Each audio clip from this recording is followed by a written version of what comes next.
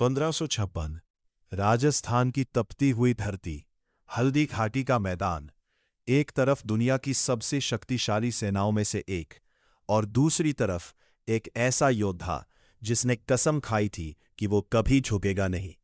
धूल उड़ रही थी, तलवारें टकरा रही थीं, घोड़ों की आवाज पूरे युद्ध क्षेत्र में गूंज रही थी और तभी एक नीले रंग का घोड़ा दुश्मन के हाथी की तरफ बिजली की तरह दौड़ा। उस घोड़े पर बैठा था महाराणा प्रताप, वो राजा जिसने अपना राज्य खो दिया लेकिन अपना स्वाभिमान कभी नहीं। उस दिन सिर्फ एक युद्ध नहीं लड़ा जा रहा था, उस दिन फैसला हो रहा था कि आजादी ज्यादा ताकतवर है या साम्राज्य। 16वीं शताब्दी, भारत का बड़ा हिस्सा मुगल साम्राज्य के अधीन आ चुका था। सम्राट अकबर लगातार अपने साम्राज्य को बढ़ा रहा था। कई राजाओं ने मुगलों के सामने झुकना स्वीकार कर लिया, कुछ ने दोस्ती कर ली, कुछ ने अपने राज्य बचाने के लिए समझौते कर लिए, लेकिन मेवाड़ राजपूताना की शान अब भी सिर ऊंचा करके खड़ा था और उसके पीछे वो राजा जिसने अपना राज्य खो दिया लेकिन अपना स्वाभिमान कभी नहीं। उस दिन सिर्फ एक युद्ध नहीं लड़ा जा रहा था, उस दिन फैसला हो रहा था कि आजादी ज्यादा ताकतवर है या साम्राज्य। 16वीं शताब्दी, भारत का बड़ा हिस्सा मुगल साम्राज्य के अधीन आ चुका था। सम्राट अकबर लगातार अपने साम्राज्य को बढ़ा रहा था। कई राजाओं ने मुगलों के सामने झुकना स्वीकार कर लिया, कुछ ने दोस्ती कर ली, कुछ ने अपने राज्य बचाने के लिए समझौते कर लिए, लेकिन मेवाड़ राजपूताना की शान अब भी सिर ऊंचा करके खड़ा था और उसके पीछे खड़े थे महाराणा प्रताप। एक ऐसा राजा जिसके लिए सम्मान और स्वतंत्रता जीवन से भी ज्यादा महत्वपूर्ण थे। महाराणा प्रताप का जन्म 1540 में मेवाड़ के राजघराने में हुआ। बचपन से ही उन्हें युद्ध कला, तलवारबाजी और घुड़सवारी की शिक्षा दी गई। वो बेहद शक्तिशाली, साहसी और अनुशासित थे, लेकिन उनका जीवन शुरुआत से आसान नहीं था। राजमहल के भीतर ही उत्तराधिकारी को लेकर विवाद शुरू हो चुके थे। कुछ लोग किसी और को राजा बनाना चाहते थे, लेकिन मेवाड़ की जनता और सैनिक जानते थे कि अगर कोई इस राज्य की आन बचा सकता है तो वो सिर्फ प्रताप है।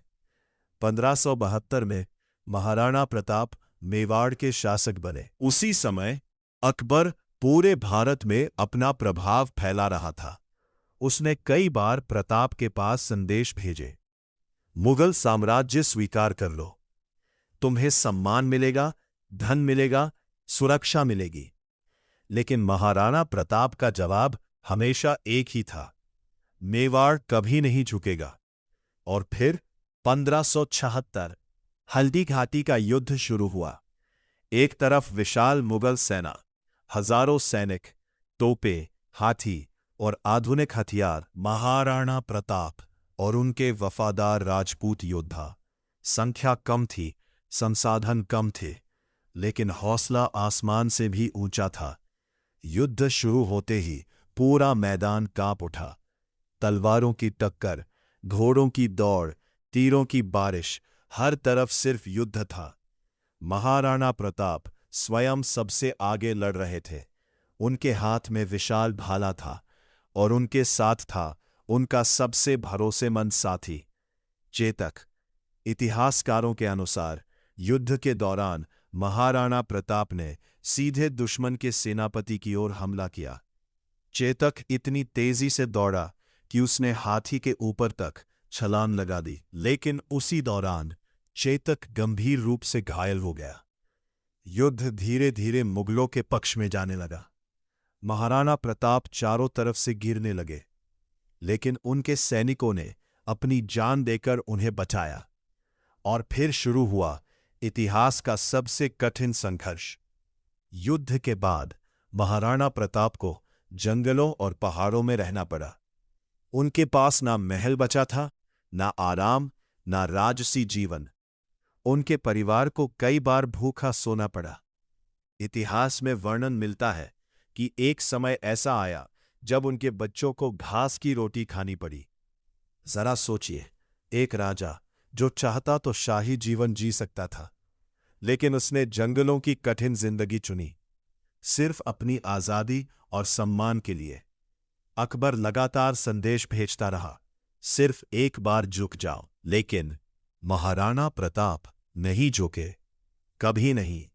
रहस्य और संघर्ष, सबसे बड़ा सवाल यही है, आखिर महाराणा प्रताप ने इतना कष्ट क्यों सहा? जब लगभग पूरा भारत मुगलों के सामने झुक चुका था, तो उन्होंने समझौता क्यों नहीं किया? कुछ इतिहासकार मानते हैं कि उनके लिए यह सिर्फ राज्य की लड़ाई नहीं थी, यह स्वाभिमान की लड़ाई थी। अगर वो झुक जाते तो शायद आने वाली पीढ़ियों के लिए स्वतंत्रता का अर्थ ही बदल जाता। महाराणा प्रताप ने हार मानने के बजाय नई रणनीतियां अपनाई।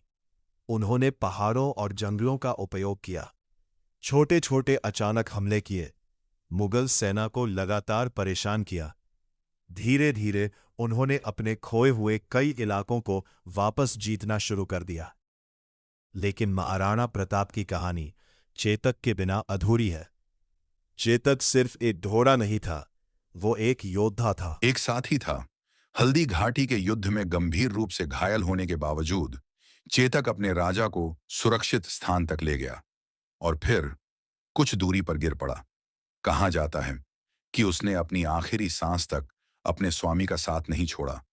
आज भी राजस्थान में चेतक वीरता और वफादारी का प्रतीक माना जाता है। इतिहास की बहस, कुछ इतिहासकार कहते हैं कि हल्दी घाटी का युद्ध मुगलों की जीत था, लेकिन कई लोग मानते हैं कि असली जीत महाराणा प्रताप की थी, क्योंकि वो कभी पकड़े नहीं गए, कभी झुके नहीं और अंत तक स्वतंत्र रहे। दूसरी तरफ कुछ लोग सवाल पूछते हैं, अगर महाराणा प्रताप अकबर की अधीनता स्वीकार कर लेते तो क्या उनका जीवन आसान हो जाता? शायद हाँ, लेकिन शायद वो इतिहास के सबसे महान योद्धाओं में कभी शामिल नहीं होते, क्योंकि कुछ लोग जीत से नहीं, अपने सिद्धांतों से अमर बनते हैं। 1597 महाराणा प्रताप ने दुनिया को अलविदा कह दिया, लेकिन उन्होंने आखिरी सांस तक स्वतंत्र रहकर जीवन जिया। उन्होंने दुनिया को दिखा दिया कि ताकत सिर्फ बड़ी सेना में नहीं होती, ताकत उस इंसान में होती है जो हर मुश्किल के बाद भी झुकने से इनकार कर दे। आज भी, सदियों बाद, महाराणा प्रताप साहस, सम्मान और स्वतंत्रता का प्रतीक हैं। उनकी कहानी सिर्फ इतिहास नहीं, एक प्रेरणा है। लेकिन सोचिए, अगर उस दिन महाराणा प्रताप भी बाकी राजाओं की तरह झुक जाते, तो क्या आज उनका नाम अमर होता?